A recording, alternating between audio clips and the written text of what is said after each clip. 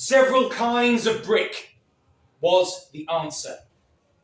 Several kinds of brick was the answer to the question, what kinds of brick were used at the Battle of Bitton? It's not that anyone has actually asked this question at any point, and it's not that anyone really remembers a hot day in the dead centre of 1986 when the battle took place between the youths of the city's various council estates. I remember it though, which is just as well because I'm going to tell you about it.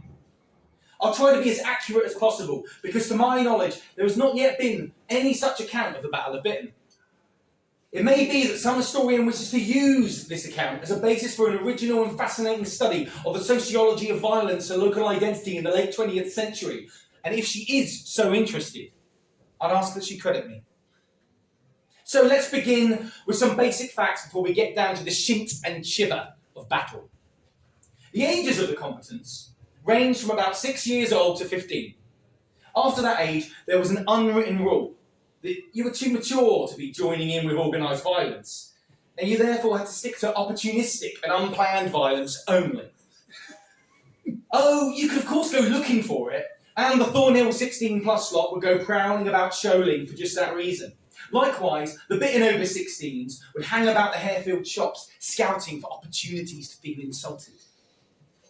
Now, this really was key.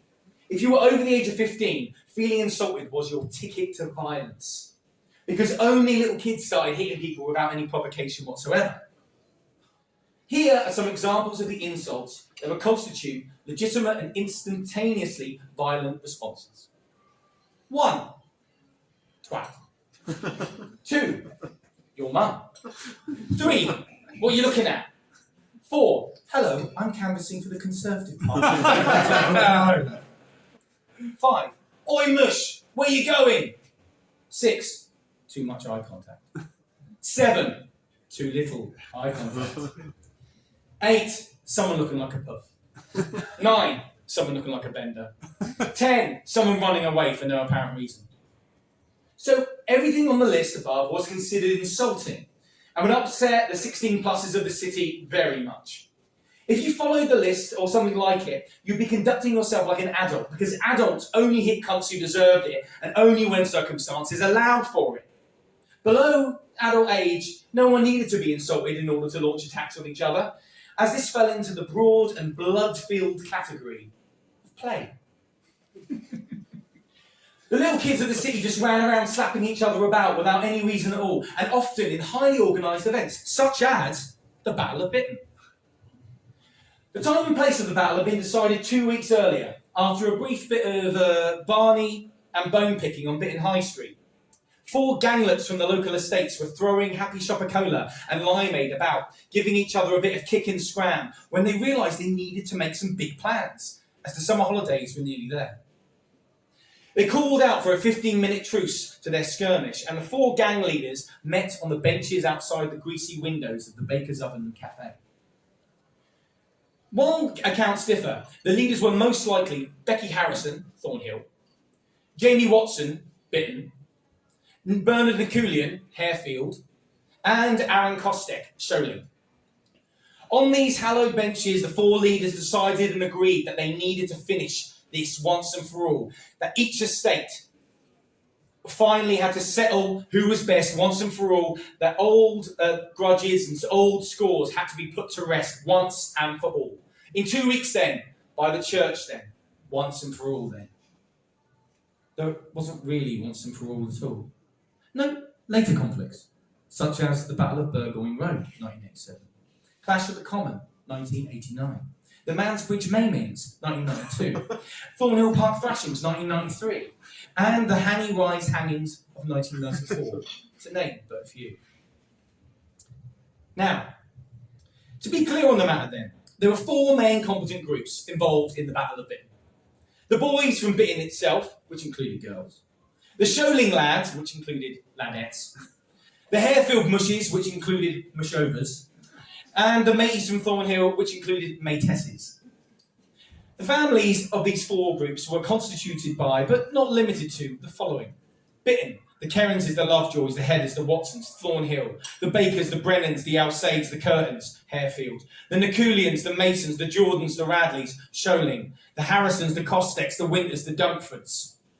So, the sun rose fresh and rosy-fingered on the day of the Battle of Bitton. Across the kitchens of Bitton and Harefield and Thornhill and Sholing, 6 to 15-year-olds munched on non-branded wheat biscuits and flakes of corn, and they slurped glasses of orange squash and semi-skimmed milk. They were out the door, walking, bussing, running, cycling, and all converging on Bitton High Street. Now, it had been agreed previously that each estate would assemble in different areas of the churchyard. If memory serves, Bitton began near the Garden Wall pub, and the Sholing lot started by the supermarket car park. Thornhill gathered in the east and Harefield mustered in the south. The battle was to commence at noon, or when the first brick was thrown, whichever was the earlier. It was understood by all that the following general rules applied. 1. Latecomers would be admitted. 2. Dogs could be maimed but not killed. 3. No switching sides. 4. Anyone outside the walls of the churchyard are classed as spectators. 6. Spectators could not be directly attacked, but could be targeted with missiles. 7. The leader of each estate could call for one timeout during the battle, 3 minutes. Anyone breaking the timeout rule receives one free hit, number 8. Number 9. Paramedics within the church grounds are legitimate targets. 10. Go in when you get bored. Across the road from the churchyard, the garden wall afforded superb views of the action, and some dads had taken the day off sick to watch their sons, which included daughters, prove themselves amid the moss and gravestones. They cluttered amicably around the tables at the side of the pub, well supplied with cold pints and fresh crisps and clean ashtrays. Cry havoc and let slip the dogs of war!